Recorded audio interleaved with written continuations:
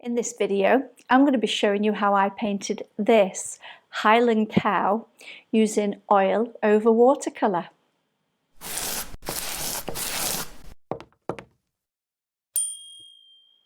Hi, I'm Marion Dutton, and in this tutorial I'm going to be talking you through how I painted this Highland Cow using the oil over watercolour technique. Now, I've covered everything you need to know about canvas preparation in this video here, and I'll leave a link to that in the description box below if you're wanting to get into oil over watercolour.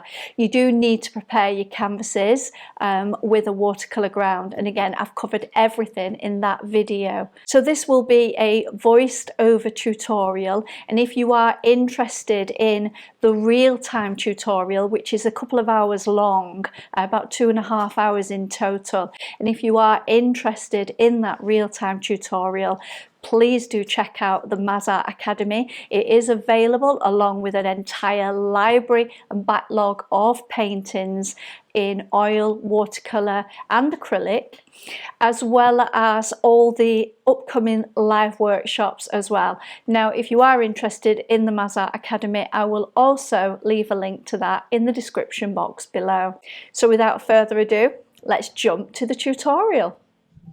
Okay, so as I've explained, I've already prepared the canvas to accept oil and watercolour.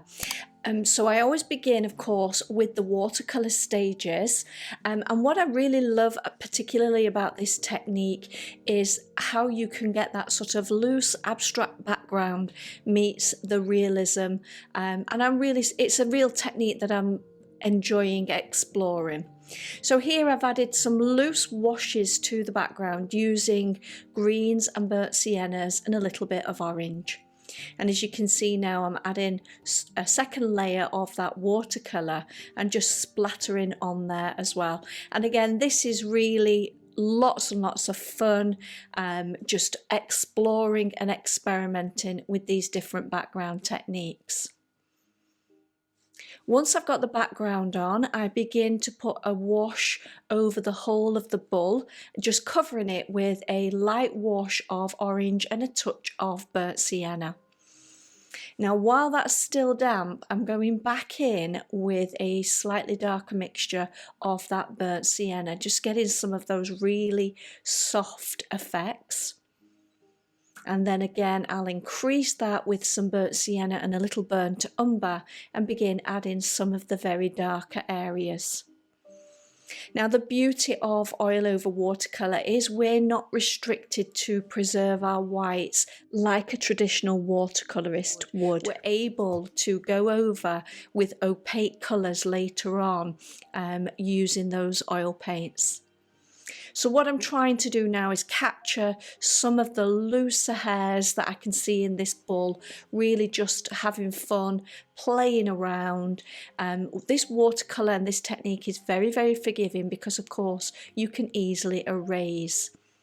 So I can lift off and create some of my highlights, which you will see me doing shortly when I lift off some of the hair texture.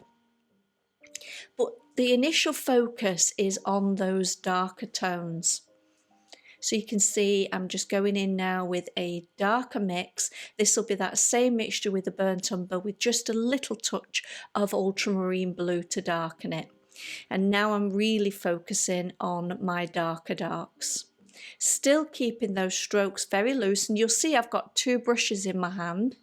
And basically what that will be is I'll apply with one brush and then use a damp brush to soften. So you want to work very, very loosely, knowing that you're able to tighten things up when it comes to the oil painting stages.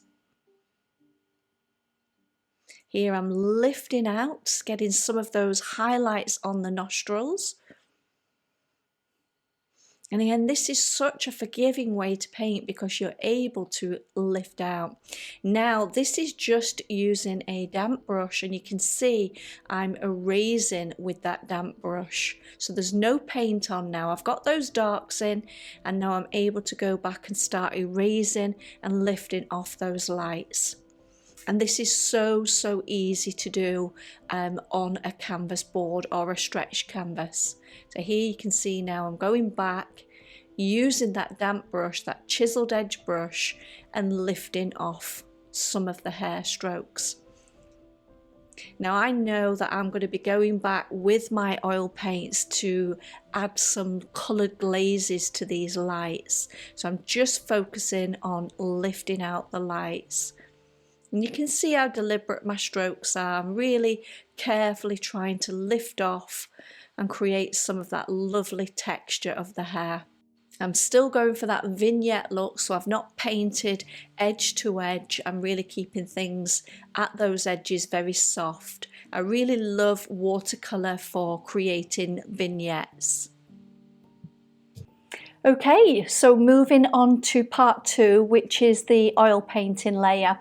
And really what we're doing is adding some glazes to really sort of enhance the saturation of the painting, and also adding those final details. Most of the work is done in the watercolour stages for this particular painting. So don't overdo the oil stage. We don't want to really sort of get rid of our lovely loose background, but really we're looking now to sort of add that saturation and those final details. So let's dive in. So I'm using a little bit of oil medium, and don't worry about that oil medium going right over the top of the watercolour.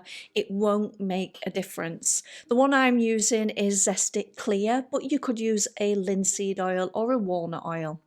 Now I'm mixing a glaze using some cadmium orange and a little burnt sienna for a nice warm rich glaze, and I'm going to begin tinting over some of those lighter areas with this beautiful lovely rich glaze.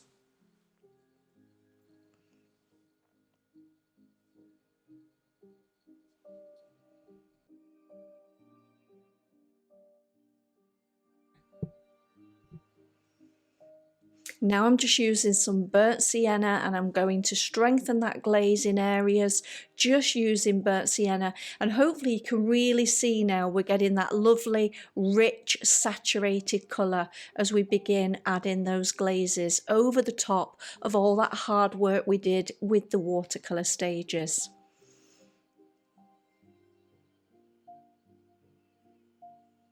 This is going on very thin and maintaining that transparency so that all the work that we did in those watercolour layers isn't lost.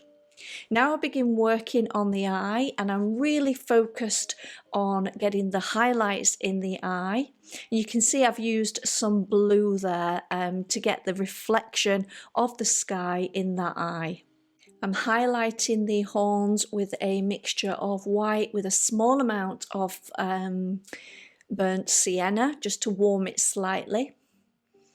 And then I'm going right over the top of that with pure titanium white. This is going on very thick so that I'm able to get that really strong highlight. Now I'm going to reinforce some of the highlights on the nostrils and on the nose. And again, this isn't about covering everything that you've done in the watercolour stages. This is just about picking out and enhancing some final details.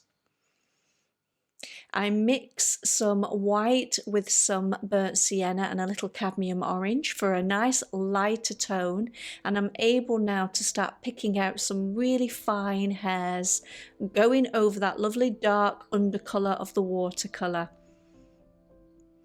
Just bringing that thicker paint, that more opaque paint over the top, and this is allowing me to create those final details. And again, this is the unique part of using oil over watercolour, is that we're not restricted to saving our whites. We can actually go over with a thicker opaque paint, adding in some highlights.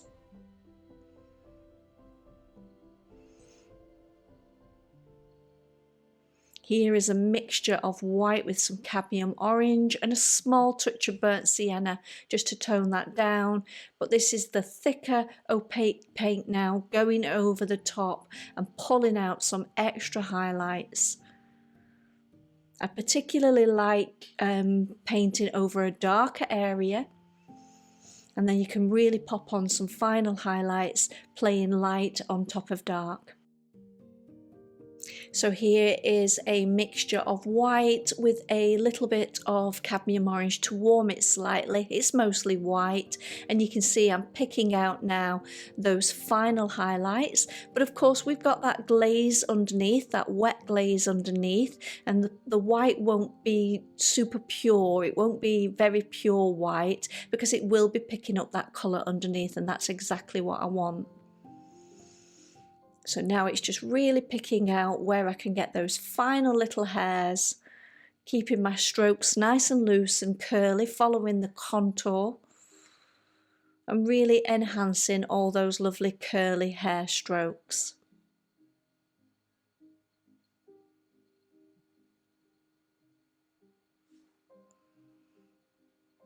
Here I'm using a mop just to soften things slightly. Again, this is a great thing about using oil paints, is you can just soften your strokes using a mop. I am being very, very gentle. And once I'm happy, I'm going to sign the painting.